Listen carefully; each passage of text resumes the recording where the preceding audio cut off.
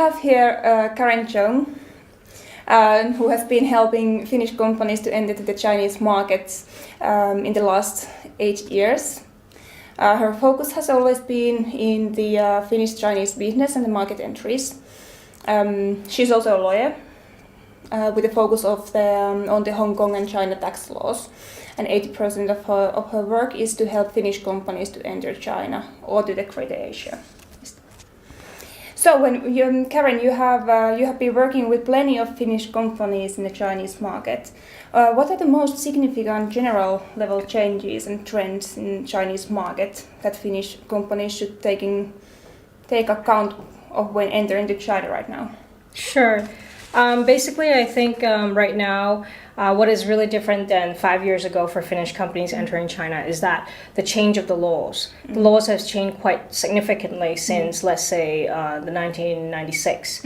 And that basically there is more same level playing field for domestic and foreign companies. And so with that in mind, that Finnish companies entering China, let's say 10 years ago, they don't really have to care about anything. They can do anything and think that they can go the back way. But actually it's now changed for everyone.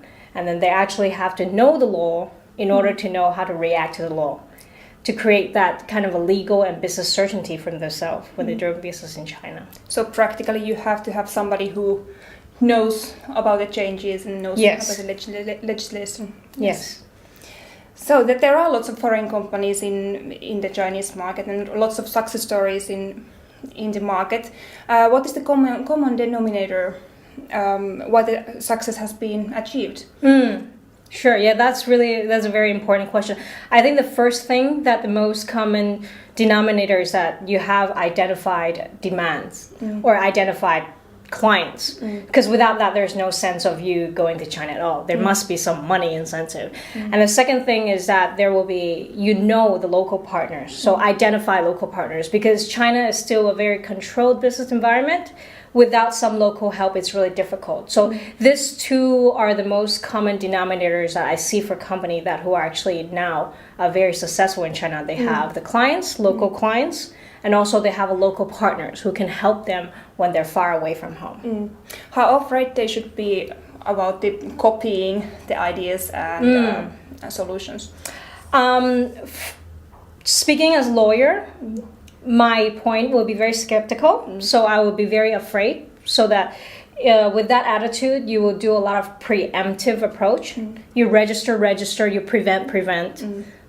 Then think what to do later. There is still a lot of copying of high technology, simply because your European countries have really good technologies and the Chinese can't do it themselves. So the best way to do it is to copy. So in that sense, yes, there's still a lot of copying, but I think if foreign companies do their job, do a bit of due diligence and do their part to register and have a protection strategy, I think it's a no problem. So prepare well. Prepare well, always. Yeah. Okay. So what are the special characteristics that should be taken into account when entering the Chinese market? Special characteristic. I think the most important thing that we should always remember is a big market. And then when you go there to anywhere, it doesn't have to be China, an unfamiliar market, is that you have to be prepared, because you need to know what is that market characteristic. And there's a saying in China that everything is possible, and so is there a saying that everything is impossible in China. So, but the thing interesting about China is that there's always this one sentence by the Chinese government: everything is with a Chinese characteristic.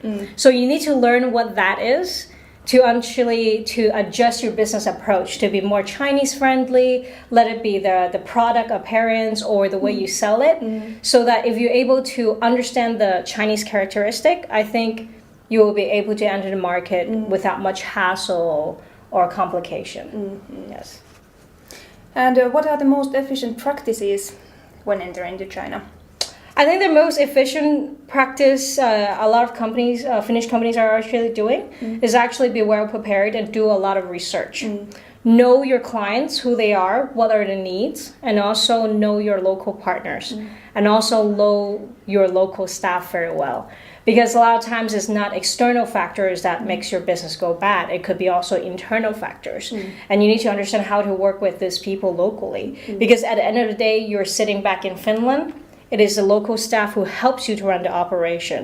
So that are the very important thing and efficient practice to have a good business in China is to do your research, be prepared, and know the people. So practically it means that it's case by case. Yes, always. You can't buy one market study or... No, there's no one size fit all. Yeah. Okay. Well, if you could give one good advice to the Finnish company who is willing to the Chinese market, what would it be? Be very open-minded because Finnish are very good at engineering, they're good at research, they're coming out with all this very advanced technology. But a lot of times they run into the wall in China because they said, oh, this is how you should do by the rule of law. In Finland, in Europe, it's done like this. But in China, it's not like that. So it's not saying that you should go to the back door, but I believe in having a very open-minded and willing to see it from the other angle. That always helps. Because it's not that they're saying no to you or they're not willing to work, but it's just that they want to see it differently from their approach. So being open-minded would very, very important for China market entry. Because it's really another side of the world and we think with a different part of our brain, I think. Wise words.